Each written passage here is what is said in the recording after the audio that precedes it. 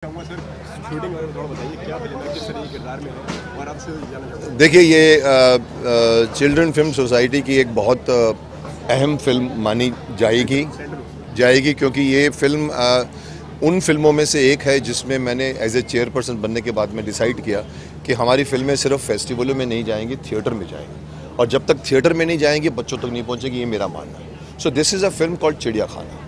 ये इसमें football is the backdrop, और मेरा ये मानना है कि बच्चे गेम्स की तरफ ज़्यादा आते हैं। सो मैंने 5-6 फिल्में ऐसी ली हैं जिसमें एक में टेनिस है, एक में फुटबॉल है, एक में बैडमिंटन, एक में रग्बी है, एक में बास्केटबॉल है, एक में हॉकी है। So this is Manish's film and he जब मेरे पास फिल्म की स्टोरी लेकर आए थे तो मुझे इसमें पोटेंशियल लगा बहुत। तो ये कहानी एक लड़के की है, और कहानी में मतलब कहाँ ये बम्बई में आके रहता है और बम्बई में कैसे अपने आप को धीरे धीरे अपने आप को कंफर्ट करता है, और उसके पीछे फुटबॉल खेलने की उसकी कहानी है। और ज़्यादा मैं पूरी कहानी आपको नहीं बता पाऊँगा और बताना भी नहीं चाहूँगा, बट इंटरेस्टिंग है, आप देखिएगा। और ये डायरेक्टर आपको थोड़ा बहुत जितना बताना चाहें बताए, क्योंकि अल्टीमेटली इन्होंने फिल्म बना के प्रेजेंट करनी है। बट आई एम कॉन्फिडेंट कि ये एक दूसरी फिल्म है। इसके पहले मैंने एक टेनिस बडीज़ ऑलरेडी हमारे 26 जनवरी को रिलीज़ है, वो टेनिस के ऊपर टोटल है। इनकी फिल्म सेकेंड फिल्म होगी जो हम थिएटरों में रिलीज़ करना चाहेंगे।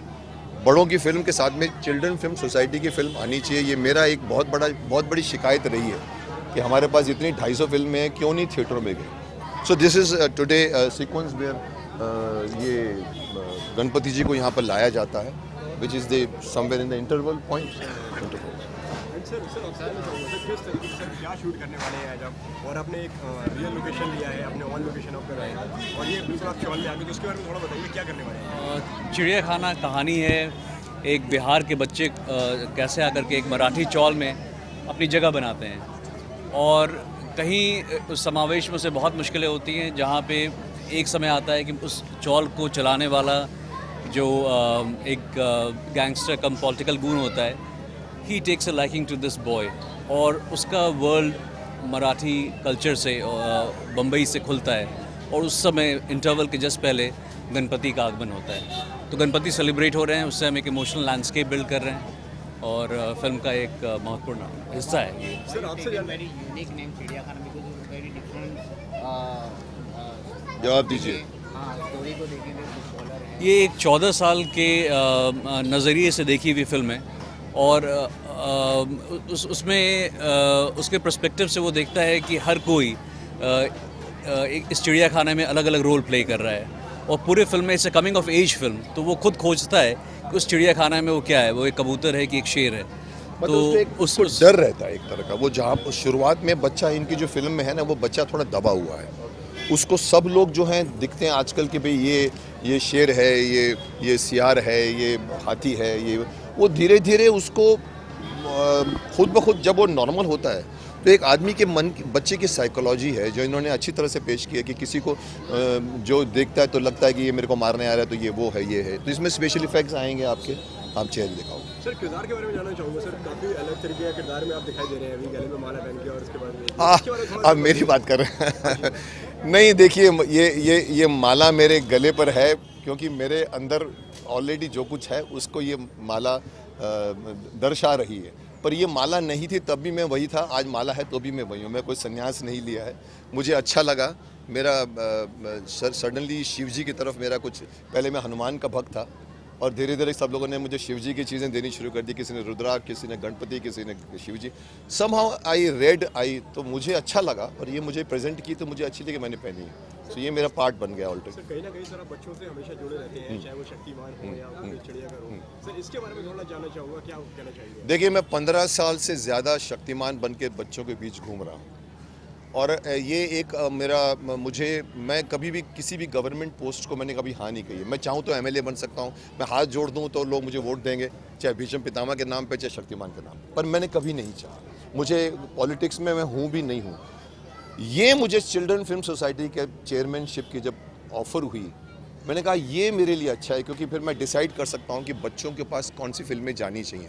हमारे देश के बच्चे आजकल, उनके पास बच्चों की फिल्में नहीं हैं, वो देखते हैं जो नहीं देखना चाहिए। या तो वो सास भी कभी बहू देखते हैं, या फिर वो ऐसी फिल्में देखते हैं कि इतना मारूंगा, इतने छेद करूंगा, इतने छेद करूंगा। ये फिल्में उनके लायक नहीं हैं। बट क्या करें, उनके पास फिल्में नहीं है। सो आई थॉट कि मैं एज ए चेयरमैन बच्चों को अच्छी फिल्में देना चाहूँ, और मेरा ये मानना है कि हमारे फिल्म के प्रोड्यूसर्स डरते हैं बच्चों की फिल्में। मैंने शक्तिमान बनाकर प्रूव किया है कि बच्चे को पकड़ो, माँ बाप फ्री आएंगे आपके, पर पहले बच्चों को पकड़ो तो सही। सो समहाउ इनकी एक फिल्म है जिसमें मैं डिपेंड करूँगा, टेनिस बडीज़ पे डिपेंड करूँगा। मुझे एक फिल्म चला के दिखानी है, और मैं ओपनली कहता हूँ कि आप 250 करोड़ खर्च करके बाहुबली बनाते हो, 10 करोड़ खर्च करके बच्चों की फिल्में बनाओ। सो एज शक्तिमान मैं उनके बीच जिया हूँ, एज चेयरपर्सन मैं उनके लिए कुछ करना चाहूँ। सर एज अ डायरेक्टर आपसे जानना चाहूँगी, फिल्म की कास्टिंग के बारे में बताइए, कितना मुश्किल होता है सर ये कास्टिंग करना, किस तरीके से आपने सर को चुना और बाकी जो एक्टर्स हैं किस तरीके से आपने मतलब क्या क्या आपने करा उसके बारे में? एक तो चिड़िया खाना मैं बहुत दिनों से बनाने की कोशिश कर रहा था, और मेरा ये लग रहा है कि आइदर सब्जेक्ट के चलते या मेरे मित्र रहे इंडस्ट्री में, बहुत सारे मित्र जो मेरे लास्ट फिल्म इसक में थे वो काम कर रहे हैं, प्रशांत नारायणन, राजेश्वरी सचदेव, मकरंद देशपांडे, और भी लोग आकर के जुड़ गए हैं, गोविंद नामदेव, रवि किशन है। तो आई थिंक फिल्म की जो स्ट्रेंथ है उसके चलते जुड़े हैं, और उन्हें भी अपेक्षा है कि फिल्म अच्छी करेगी। तो सर फिल्म कब आने वाली है, कब रिलीज होने वाली है? अभी तो बन रही है, अभी हमें मालूम नहीं है, फिल्म अच्छी बनाने की कोशिश है। 3 महीने में बनानी पड़ेगी इनको। हमने इनको एक वो भी दिया है कि डिले नहीं होगी, और फिल्म 3 महीने के अंदर अंदर तैयार हो जाएगी। 3 महीने में हो जाएगी सर। I think that's. और क्या कहना चाहेंगे जाती है? मैं बस यही कहना चाहूँगा कि भाई अपने बच्चों की फिल्में दिखाइए, उनको आया के भरोसे मत छोड़ दीजिए कि वो आया के साथ बैठ के सास भी कभी बहू देख रहे हैं। आप उनको अच्छी फिल्में दिखाइए। ये आपकी शिकायत है कि हमारे पास अच्छी फिल्में बच्चों की नहीं है, मैं अब देना चाहूँगा। हमारे यहाँ पर मैंने ऑलरेडी 8 फिल्में पास की हैं, तो मैं चाहूँगा कि आप बच्चों को अच्छे संस्कार दीजिए, बच्चों को इंडियन कंटेंट दिखाइए, बच्चों को फॉरेन कंटेंट मत दिखाइए।